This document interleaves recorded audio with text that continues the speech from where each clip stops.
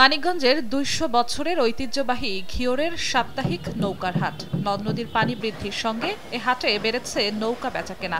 সকালে বিভিন্ন ছোট ছোট যানবাহনে ডিঙি নৌকা নিয়ে হাটে আসেন কাঠমিস্ত্রি ও ব্যবসায়ীরা। বেলা বাড়ার সঙ্গে সঙ্গে ক্রেতা ও বিক্রেতায় জমে ওঠে হাট।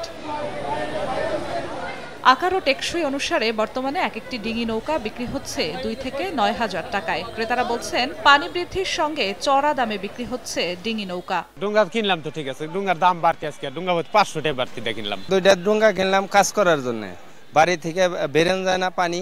দাম ডোঙ্গার একটু বেশি, কিন্তু ডোঙ্গা কিনতে হবে, চারপাশে পানি।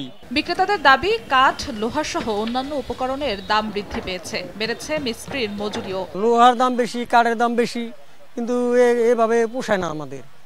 এনে কি করুম, তারপরও এনে আমরা মিস্ত্রি না বানালেও তো চলে না। পানি যদি বেশি হইতো, নাইর বাজার বেশি হইতো, পানি নাই, কিনতেও কম, বেচতেও কম। ২০০ লাভে আমরা মাল বিক্রি করতেছি এবং মালের চাহিদা আছে, পানি বৃদ্ধি আছে, আপনার কাস্টমারও হাটে আছে, অনেক আছে। এই হাটে নৌকা কিনতে টাঙ্গাইল ও সিরাজগঞ্জ সহ আশেপাশের জেলা থেকেও আসেন ক্রেতারা। এতে জায়গা সংকটে হাট বসানো হচ্ছে ঈদগাহ ও কলেজ মাঠে। রয়েছে নানা অব্যবস্থাপনা।